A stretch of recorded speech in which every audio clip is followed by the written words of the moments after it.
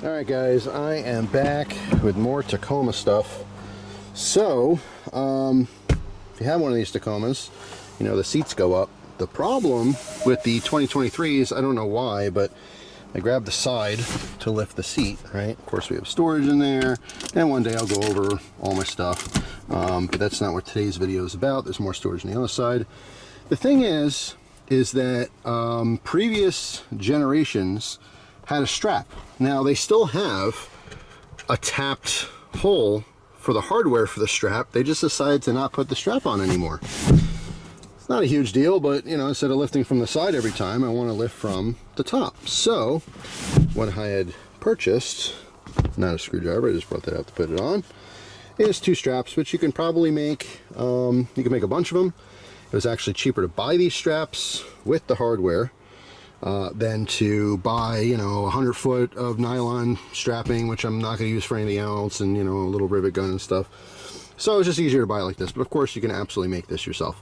You just buy the strap, cut it to length you want, you know, burn the end so it's not going to fray, and that's it. So I'm going to pop these on, and we're going to see the difference. I'll be back. All right, I'm back. That took all of about 90 seconds. So you can see both of them here. You have a little pop of color, a little bit of red. Obviously you can do this whatever you want. If you want it to be subtle, you can use black or whatever. I do like the red, so instead of grabbing from the side, I can put my finger in here and just grab the strap to lift it up. All right, so that's how it works. Super, super simple. Actually, while I'm here, I want to show you something else. All right, these little seat belts actually push up into this little area here, so they're always accessible.